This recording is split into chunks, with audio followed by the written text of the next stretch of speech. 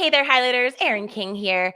And today we are so lucky, so damn lucky to have with us the one, the only author of Make Some Noise, Speak Your Mind and Own Your Strength, Andrea Owen. What is up, Andrea? So good to Hey see girl, you. hey, I'm so excited to be here. Thanks for having me. Oh my gosh. Well, I am just pumped. We have had to reschedule this interview 64,000 times, but it is worth it. We are here and we are pumped and we are stoked. And I have your book basically dog eared, page after page. This podcast is Makes me called so Highlights, but happy. literally this whole book has been Thank highlighted in every you. color. Oh, Yeah. I mean, I first found you actually. I was in Barnes and Noble about 4 years ago, and I was dreaming of someday having my own book in Barnes and Noble. And I came across your other book, which was called 52 Ways to Live a Kick-Ass Life. yeah. Your first book, It's my right? first book. Yes. And I saw your picture on the back, like, first of all, this girl's a babe. Then I was reading all your tips. I'm like, she's hilarious. Then I became a super fan on Instagram. Now I'm in Barnes and Noble on Saturday, and I saw my book right next to your new one. And it was kind of full circle, kind Oh. of girl crush. I felt very cool that I know you, and it was kind of a full circle moment. And now you're here. Yeah. And now I'm trying to make you my best friend. So here we are. I love it. I love it. Oh gosh. All right. Well, let's just dive in because I don't know if my highlighters, if they don't know you, they need to, and now they will. You've written 3 books. They are honest. They are real. They are raw. They cuss. They are Mhm. no bullshit. And they are essentially some of the most vulnerable work that I have read. I would say up there with the likes of your Glennon Doyles and your Brene Browns. And I'm not trying to blow smoke and make your head explode off the screen, but I seriously, the amount of honesty that you are brave enough to show us in this book is of that caliber. So I know you're not afraid to shoot people straight.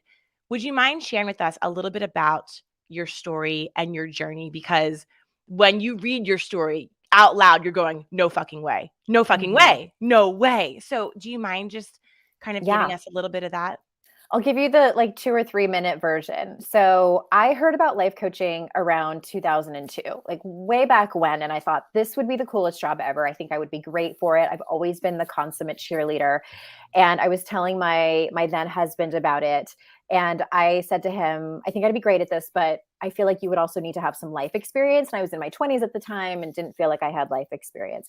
A couple years later, we were planning to conceive our first child, and he had an affair with our neighbor and got her pregnant.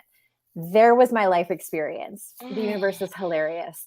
But, hilariousness mm, aside, it was devastating. He and I had been together for 13 years at that point. I was 31. I really wanted a baby and to start a family. And I started dating someone new and I fell in love. And unfortunately, he had what he thought was terminal cancer. He knew he had cancer, but he wasn't sure if he was terminal or not. And so I took care of him for months. He was sick and then he would get better and lose a bunch of weight and get sick and get better. And I started to get suspicious about 8 or so months into into our relationship. And I was worried that he was abusing some painkillers. I asked him about it. He said he was, and that he wanted to get help. And then he got help and then relapsed. Then I found out I was pregnant with his child. And that same week that I found out that I was pregnant, by the way, I was still legally married to my ex-husband. That wasn't even final yet.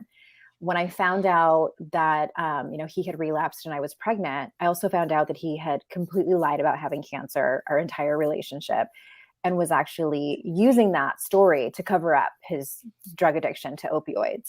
And so it was like my rock bottom moment, my complete mm. life experience. And at that moment, I knew everything had to change. Everything had to change. I had to completely change my life, and I did. And that was in Mm, '07. mm. And my son just turned 14. Oh my He's in the next room. Oh my gosh. And I mean, that story, first of all, I mean, where is the screenplay? Where is the movie? Right. I'm actually writing the memoir. It's You I are I am okay. in the process of writing it. Yeah. Who would you pick to play Andrea Owen? I go back and forth with like Kristen Bell or Mm. I love her. Her and her husband are adorable. yes, I do. I do love her. Well, it's such a story, Andrea, and it's funny because I actually, I don't know how I sort of, I heard your story after I had known your content, after I had heard your advice, and it made it so much more impactful because you have walked the walk. You're not dispensing advice you're not regurgitating Pinterest coffee cup glittery mugs. Yeah. You are speaking from the miles that you've walked in your shoes. And so, I mean, reading your book, I'm just going to read some of my favorite quotes to just get us started here, because before we even get to chapter 1 in the letter to the readers, in bold, you used bold font, in black font. Make no mistake, women's empowerment is an act of rebellion. We are taught to not outshine other people, because if we do, we're making them uncomfortable. We're showing off. We're not doing what we're supposed to be doing. What we're supposed to be doing is taking care of everyone, making sure they're happy, and certainly making sure that everybody likes us. Why? Why? And what do we do about it? Yeah, it's a cultural thing. Like, honestly, it's cultural. And like, if I could back up a little bit, I got to a point in my career, both, as a speaker, as a coach, and as an author, where I couldn't not talk about that anymore. Like, I'm Mhm. obsessed, Erin, with getting to the root of the problem. I'm like, can we just Mhm. like figure this out? Like, just Yes. like cut out the middleman. How do we fix this? How do we solve the problem? And in working with clients so much, they would come to me with their challenges and struggles of perfectionism and people pleasing and poor boundary setting. And yes, some of it is based on your family of origin. Yes, some of it is based on your wiring. Everyone's wired a little bit differently. And yes, a lot of it is based on our culture, what we were either Mhm. explicitly or implicitly taught about what it meant to be a good girl, and then a good woman, and for some women, a good mom. And there are these boxes, and we're essentially punished if we veer out of them. Madonna was such a huge influence for me. I'm a Gen Xer, and growing up and watching her just get vilified and Mm. crucified by the media for being self-expressive, for being outspoken, for being ambitious. Like, this is what we were taught, 100%. Mhm. The vast majority of us. It's interesting. So mine was Lady Gaga, obviously. I'm just a Mhm. couple of years behind you, like right on your heels here, not too far behind you. And I love that story, similar to Madonna, about Lady Gaga, where, there was a hate group which said, Stephanie Germanotta, you'll never be famous, in her They had like a Facebook college. group and everything. Yeah, to hate on her. And actually, my former assistant went to college with Lady Gaga and was like, knew the people that were bullying her. And anyway, can you imagine if she had listened? I mean, she became the first woman to ever win an Emmy, a Grammy, a Golden Globe, a BAFTA, all in one year. So, I mean, to your point, whether it's Madonna, whether it's Hester Prynne back in the 1800s, whether it's, Lady Gaga, whether Right. it's you, me, this is such a tired story. And yet the record repeats and it Mhm. still goes on. And for, our daughters and our nieces and and Right. and the ones that are watching us. And I think that when I was reading your book, there was so much that I liked, but particularly the word that you used at the end of each chapter. You called it the unlearning. And it's that, like, that taking that programming that's so indelibly imprinted on our souls, and how do we begin to lift it and rewrite it? It's so much easier said than done, but you offer some excellent unlearnings, and particularly the fact that you're not saying, hey, I have the answers for your life, but you do talk a lot about the fact that even asking those tough questions and putting in that work is a great first step. So for one of my highlighters that are listening right now, and we're approaching the holiday season, which Mhm. is, of course, where a lot of pressure still, even though it's not 1950, still falls on us to create, these perfectly idyllic holidays. Christmas cards are my nemesis. They give me hives in like July. And the whole thing is just really high stress and high stakes. So, what is your advice for maybe the gals and a few good men listening that are gearing up for the holiday season, where we are around family a lot? It drags up a lot of old issues, a lot of that unlearning opportunities present themselves. I mean, where do we start with preparing ourselves? Are we going to make noise this holiday season? Mhm. Where do we start with that? Well, I want to just acknowledge that anytime we're making noise, and a big part of making noise, whether it's with your family or not, but especially with your family, is setting boundaries, whether they're small boundaries or really large boundaries, like a no contact thing. And I just want to acknowledge how difficult that is with our families. Like, I call that PhD level work. I still would much rather have a hard conversation with my neighbor or like one of my kids' teachers than my mom or my sister. Mm, mhm, It's so difficult because we have that emotional attachment. mhm, So my advice is always to start small with people. Like, if you're butting up against family patterns, familial patterns. And, I don't like calling them curses, but, and like, I'm the person in the family too, who has the self-awareness. And I'm not saying that I'm better than anyone else in my family. I'm as screwed up as the rest of them, but I see it. And I Yeah. also point it out lovingly, and I point out my own stuff too. And I ask, like, can we do things differently? Can we not do this anymore? And some people don't like it. So I think that having done it the wrong way, by bulldozing in, my advice is to start really small. And you can also love people from far away. You don't have to come and see people. You don't have to have political conversations with everyone, even when they're trying to poke the dragon. You Right. can say, like, okay, I think also so much of it has to do with learning how to communicate lovingly and kindly and respectfully, and just saying, like, I love us too much and I love this family too much to let a political issue make us hate each other. So I can't have this conversation with you. I'm willing to talk about anything else but this. What do you think? That's so well said. That the magic of the way you phrase that is so powerful, and it's obvious in your book that you've done so much work with certifications, studying, life coaching, experience. Because the way that you present things, you aren't just suggesting that we try something, but you give us examples, like what you just said, Mhm. exactly what you can say to start to have some of those hard conversations and have a place to start, which is the hardest part, right? It's like, what? How do you even begin? And so Right. often we'll just ignore it and not even touch it with 10-foot pole, right? So Yeah. um, so I think one of the things, two things I want to tackle. The first thing is there's a three questions that you have us ask ourselves on page 63. You say that when it comes to sort of taking that personal responsibility for why we're feeling the way we're feeling, why we're feeling maybe silenced or steamrollered or just not heard in general, you say for us to figure that out, we should ask three important questions. What is life asking of me? Who do I need to become? And what do I need to walk through in order to not only rise to the occasion, but to come out a better woman on the other side? Mhm. And that last question was like you punching me in the face through a page because I literally was dealing with an issue. I think I kind of alluded to it with Instagram DMs with you, but I have one of my dearest, oldest friends, and we did not see eye to eye on a situation for the first time in like a 15-year friendship. And it was Mm. starting to unravel literally a sisterhood. And I remember reading that question in your book where it said, like, how can I rise to the occasion and come out a better woman on the other side? And what it ultimately helped me to do was to decide, am I going to let this just fester and fester like debt and just become this mountain that molehill into a mountain, and or am I going to have the balls and the guts to say, fuck it, I'm going to be the bigger person. It's not about winning, it's about expressing.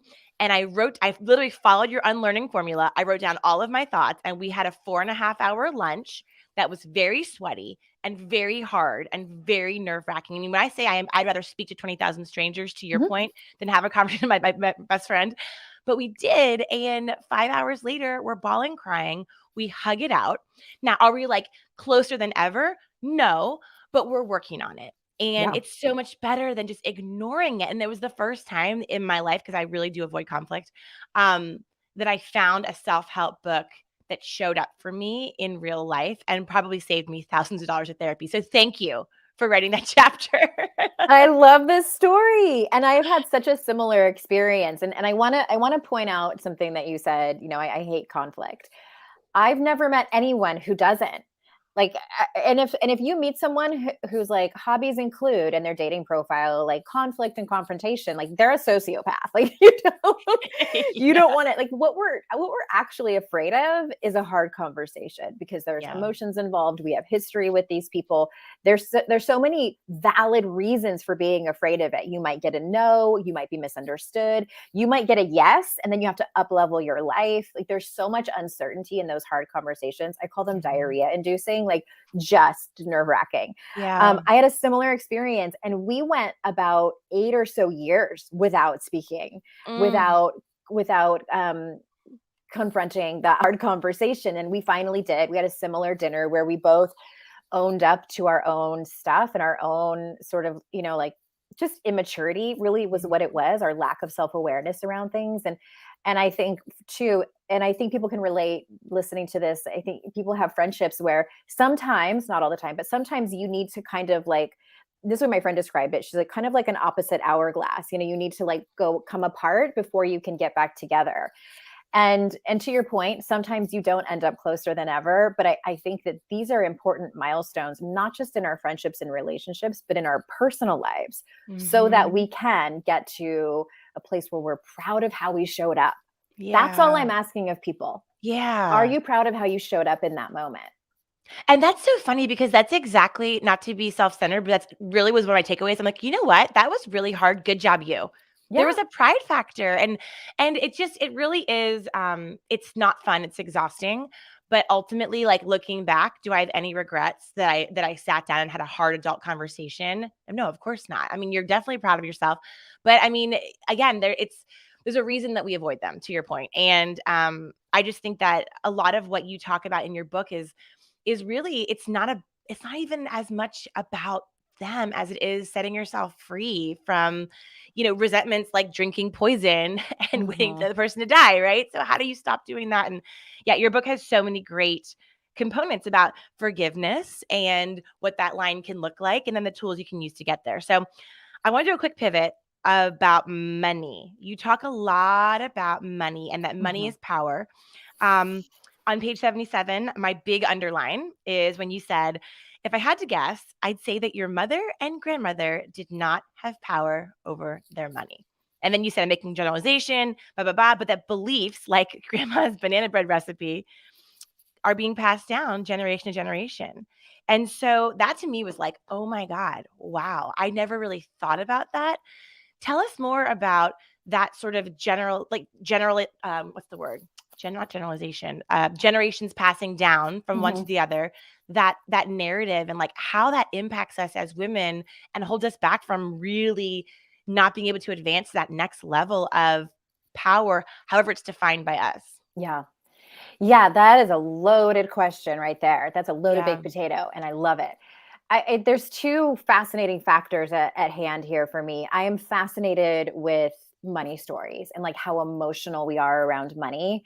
And I think especially for women, as we are raised in these typical gender roles, I'm speaking in massive generalities here, that women are to take care of the home and the family and the man, talking, heteronormativity here, and that the men are the ones who not only make the money, but they are in charge of it. They're in charge of managing it. And also the topic around that generational trauma, if you will. I'm fascinated with epigenetics. I don't know a whole lot about it except for the few studies that I've read, Yeah. but it's basically the study of, how trauma is passed down in our DNA.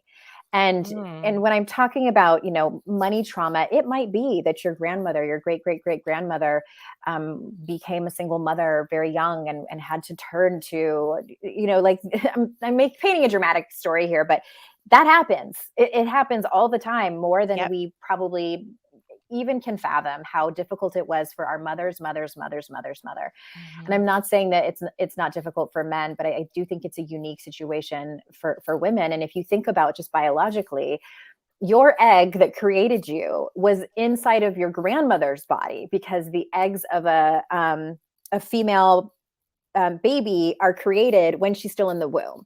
So I find that fascinating. That is. And anyway, all that to say is that, yeah, I think that these can be like these subconscious stories that are passed down to us. Wow. And I'm not saying it's, and if you want, you can go to like an ancestral healing therapist, like knock yourself out. But I just think it can be interesting to even ask your mom about, if you have that Yeah. kind of relationship. What was it like for for her mother and her mother, et cetera? Yeah, it reminded me of when I was a kid and my mom we'd come back from the mall and she would have us hide our shopping bags, when we were Mhm. kids. And I never thought anything of that. But looking back, that's totally bizarre. Like, why were we hiding? You know what I You mean? We were, probably did think something of it, but not consciously. Like, for yeah, whatever your child brain could yes, wrap around that, there was something yeah, there. totally. And so, Mhm. and just all the different discussions around the fact that, my brother, um, my parents had a conversation with him. And I think they had the same financial planner, but that conversation for some reason was never had with me, even though I'm older. So it's just interesting, like little, just to your point, like in your book, the first step is awareness. Just Yeah. being, just observing, like not making it good or bad, not trying to fix it, just being aware that these things are happening. And it's these small little, that's the best part about your book, is that it literally just takes little, it just pulls little threads where you're like, huh, didn't ever think of that before. Mm-hmm. Interesting. And now I'm taking notes. So I love Yeah. that. That's what I wanted. Well, mission accomplished. Okay. Okay, So, good. tell me about on page 109. I'm like, there's so much scribbling around this part of your book. The difference between intuition and fear. I love Mm-hmm. this distinction that you make, talking about that you get the question a lot. How can I tell the difference between my intuition and my fear? And you say it's confusing because both feelings sometimes feel the same. So how do we know whether our instinct is speaking to us or it's actually a fear response? Mm-hmm.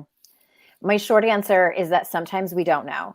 You can take all the tools from all the intuition experts of the world, and sometimes at the end of the day, sometimes I still don't know. And I have Yeah. to just make a decision and see what happens on the other end. However, I do think that there are some distinctions that you can look for when you're having that feeling and you don't know what it is. The first one is that fear is typically charged. It's typically charged in a very fearful sense, Mm-hmm. sometimes catastrophic, especially if you are an anxiety person like I am. It typically is some kind of like, oh my God, this could happen, and it's very scary. Intuition kind of doesn't care. Like, it's hard to explain, but Yeah. it's just like, here's this information, and it just is. It just is this information. It is not good. It is not bad. It is just this neutral information. Fear also often comes in a loop, like, and it just like doesn't leave us. And it's and some people don't hear a dialogue as their self chat, self talk. Other people do. Sometimes it's a feeling, sometimes it's an actual articulation that they hear. But if you do hear an articulation, it's over and over again when it's fear. When it's intuition, it's usually just like, here's this feeling, I can't explain it. And then it's just kind of there, like with an osmosis. I don't know if I'm explaining this very well. But I think most people can think of a moment where their intuition has spoken to them and they've Mm-hmm. ignored it. Yes. And it ends up blowing up in their face. Usually that happens with a relationship or a job or Mm-hmm. career, something wise. So I Mm-hmm. invite people to think about that. What did that feel like? What did it sound like? What were the emotions going on when your intuition was speaking to you? And that will give you a good indication of how your intuition speaks to you. It's really well described because you're right. It doesn't have a charge to it. That's a great way to Mm-hmm. explain it. And Mm-hmm. whether you have an inner monologue or not, I actually don't. Do you have an inner monologue? I do. Oh, Mm-hmm. you do? Where you can Yeah. actually hear it articulating? Okay. Yes. So I think that I read a study that that's actually the majority of people actually hear an inner monologue, and it's actually a lower amount that don't actually hear that voice. I don't hear it. I'm Mm-hmm. Mm-hmm. trying to listen for more voices, which probably I don't probably need that extra crazy in my life. But I mean, I think it'd be more clear than just a vibe. Um, but I think one of the things that is tricky with the intuition versus the fear is I think sometimes, like you said, when it's on that loop, it's so hard for us to reprogram that GIF in our minds. Mm-hmm. It's so hard to take those neural pathways and just say enough. And a lot of your book, it just you don't say just, hey, muscle through it, just be bigger than it, just be better. What you're saying is like small, medium, brave actions, small, medium, brave moments are all you're asking for. You're not asking for this radical revolution to like quit your job, divorce your husband, and like burn everything down and move to Italy.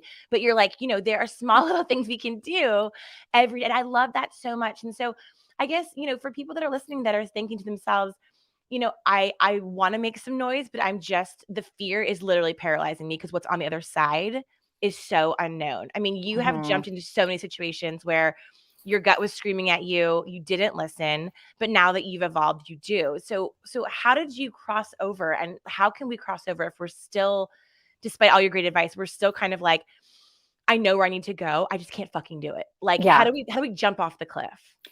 I think sometimes for people who are continuously stuck and they have all the self-help books and they listen to all the podcasts and they just can't seem to take any action, I would say go see a therapist and see if something's going on with your nervous system. Because that very well could be the case. There could be some trauma that's unresolved where you just keep circling and circling and circling. And as someone with complex PTSD, I can attest that that will keep you stuck. I, on the other hand, am someone who I have been diagnosed with impulse control disorder, which is great for entrepreneurship, terrible for drugs and alcohol and relationships. That means I have high risk tolerance. So I take action quickly, no matter what's going on in my nervous system. I take action sometimes too quickly. All that to say is like your neurobiology will definitely has a part in how quickly or not quickly you take action. That being said, I think accountability is huge here. You have to sometimes have someone who lovingly supports you, however you like to be supported and what works for you. Yes, the support. That is a big part of your book. You talk about evaluating who is surrounding you. You know, who are those truth tellers? How do we evaluate if it's like your longest, dearest bestie from high school that's known you since you got your period, and Right. now 25 years later, everything's, you know, she's kind of a toxic personality and everything sucks and it's negative, and you're thinking to yourself, but like, you gave me my first tampon, but you're also Yeah. bringing me down, and like that's where it gets so complex and messy. But you have so much great advice in your book. I mean, how do we navigate those waters? You have some of those stories in your book of old friends and how you've outgrown them, and what do we do? I mean, that's a tough situation. That is such a hard situation. And you know what? I'm going to talk while I is super old. She needs to just give me like 1 second. I know we're like, no worries. Yeah. You're so bugging me. Go on, hurry up. Aw. Okay. I should have known. That's okay. We'll edit that part. We'll edit that part. No worries. Yeah. Okay, thank you. All good. Well, what you're speaking to is a hard comment. Again, like what we've been talking about. These are so hard. And I never, ever advise people to go into these conversations cold. Like you have to be prepared. I take a lot away from the work of John and Julie Gottman of the Gottman Institute. They have tons of free resources. I don't know if they have a podcast, but they've been interviewed many times. You can find some really big shows that they've been on. And they have books about communication, how to set a boundary, how to have a hard conversation.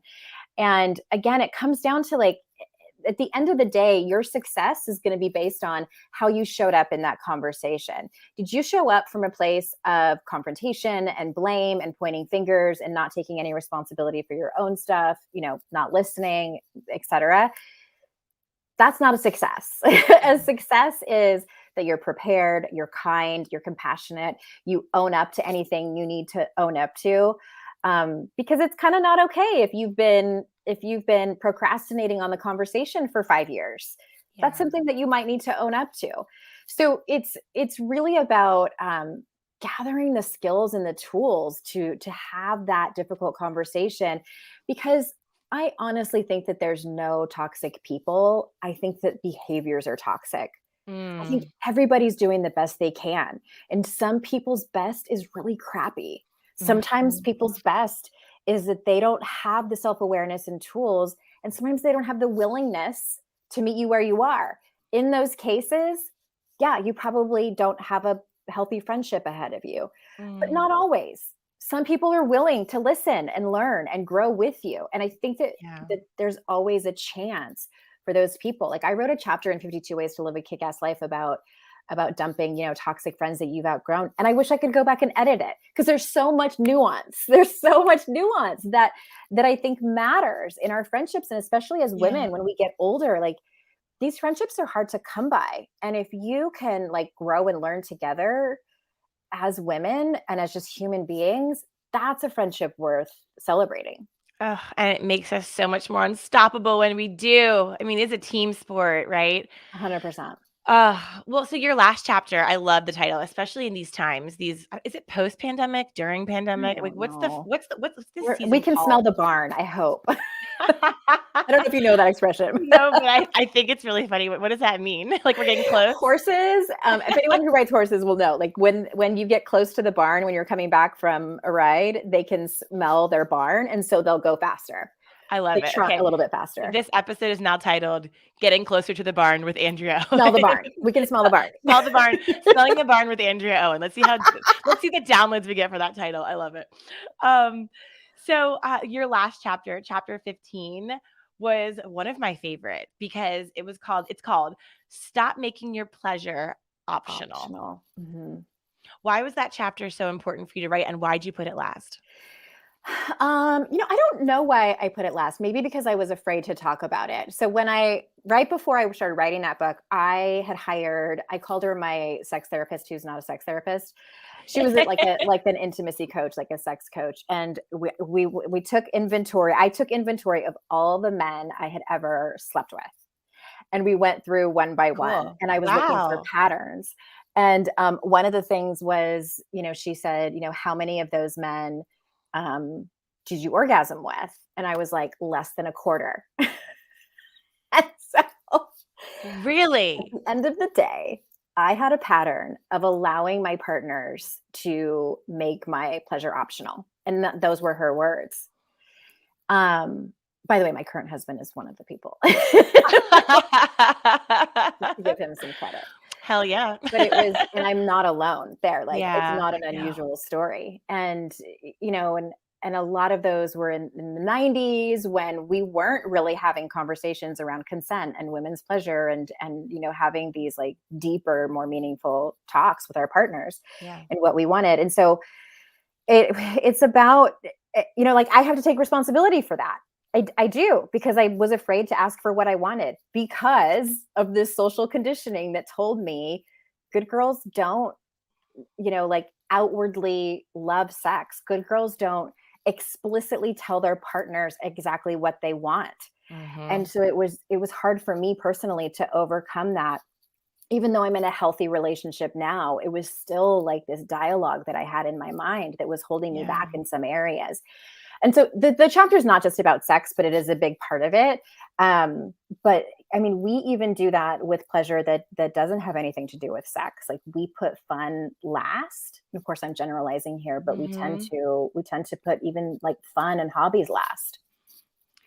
It's so interesting. So much to unpack there. First of all, Mhm. let's rewind back to the big finish, if you will, Okay. for the Okay. book for the book. Um, I see what you but did there.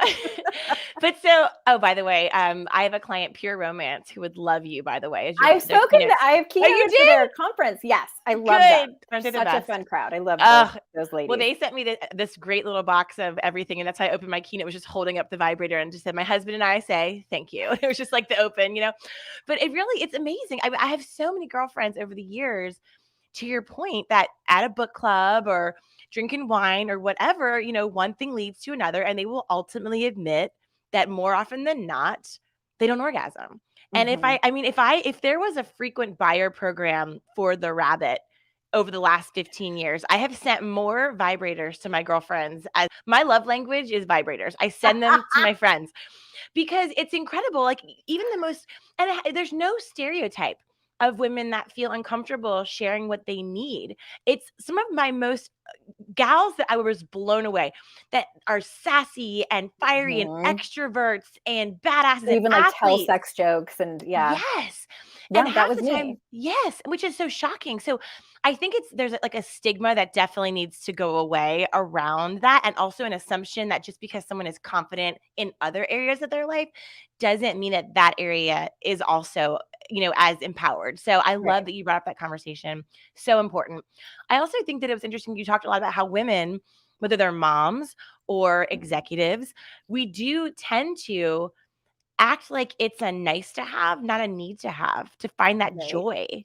And it's really it's a huge sad reality because at the end of the day, I mean, if you look at men, again, big generalization, I'm tracking with you on that, is that it's like, yeah, they're golfing to do business. Mhm. Yeah, they're wasting the weekend watching football. Again, these are huge stereotypes, but like that's just not questioned. But yet if a gal's doing it, people are like, "Oh, she's really quitting, huh? Really throwing in the towel." And so Right. how do we normalize that joy and fun, that we deserve it just as much as the next person? I think it starts with conversations like these, and I also think it's such a matter of getting curious about our own judgments about ourselves. And that's one of the things I emphasize over and over in the book is about Yes. in order to start unlearning these patterns. And like PS side note, a lot of my own sexual limitations and judgments came from growing up pretty religious. Mhm. And just like all of the indoctrination that I received about what it meant to be a good Christian girl. And so in terms of like getting curious about our own judgment. So for instance, my husband left his job last March, which was like perfect timing for the pandemic. And we sort of like switched roles, even though I've been working forever, but he became the primary caregiver. So that's like maintaining the house and like doing all these things. And slowly but surely he understood, you know, it's like showing him all the tasks. And one day I came downstairs and it was like the middle of the day, like 11 a.m. or something. And he was sitting on the couch watching Game of Thrones. And I was like, I would never, like the audacity. And all of so my kids are 14 and 12 now. Even when they were little and I wasn't working like I am now, like I would never. Like, Right. and There and aren't words. You just I keep going. had well, I Yeah. had to talk with him about it. And of course, like immediately I was like, you are the worst. Like, how dare you? I would never, like, so contemptuous about it. And so I had to have a candid conversation with about it. And I asked him, and I'm like, do you like feel guilty about that at all? And he's like, no, but I could sense you were feeling weird about it. So then I felt guilty. I was like, okay. So I put that on him. But it's so interesting. And, you know, he and I have had some candid conversations about gender roles, and it's been amazing and also very difficult. But all that to say, this is my work. Like, I have had Mhm. to ask myself the question, like, what would I do if I was Jason? Like, my husband, like, he would just like go by his skateboard. WWJD. Yeah, what would Jason do? Exactly. And like, he has an electric skateboard and he'll like go for rides whenever he wants. And that's what I started doing. There's a woman, I think, on social media. She's this gorgeous Black woman, and she says, like, what would Chad do? So she has this like made up dude named Chad. And you can look her up. I should find her and give you her socials. But it's this whole question of like, how would I do this differently if I were a man? And it could change everything. Like, I don't apologize for sitting on the couch and watching Game of Thrones when I feel like it, or if I need to take a nap, or if I need to say no to making cupcakes for the PTA, or whatever it is. Just get Mhm. curious. It's interesting. And obviously, these are big generalizations, as we said before, but I love that role reversal of just how many times there are situations like, if this was reversed, no one would give a shit. Like, so many times. And so I think as women, if we are finding ourselves feeling a little bit of the guilties, whether like I grew up Irish Catholic, so it's like the Jewish guilt, the Irish Catholic guilt, the Christian guilt, like just name your brand of guilt. We all have some Mhm. stamp from when we were 5 and our mom was like, good girls don't do that. Yeah. So I think that it's a great exercise when we find ourselves just like knowing we should, but we don't, but being like, what would Chad do or Jason or insert Right. your preferred dude avatar here? And I love that. I'm definitely going to start that. What would Hartman do? Which is definitely scary to think about. No, I love that so much, Andrea. And again, like I cannot advocate that you guys pick up all 3 of Andrea's books. We have 52 ways to live a kick-ass life. We have Hmm. how to stop feeling like shit, and we have make some freaking noise. Yeah, isn't she pretty? I love the colors in this thing. I do too. It's and on the bookshelf in Barnes and Noble on Saturday. It just jumped off the shelf. Like I went right to it. I was like, Andrea's killing it. So Yes, it's fantastic. You have a workbook that we can I do. download, right? It's free. AndreaOwen.com. AndreaOwen.com/MSN, because I ask Perfect. over 250 questions in the book. I love it. So we'll put the link in the show notes.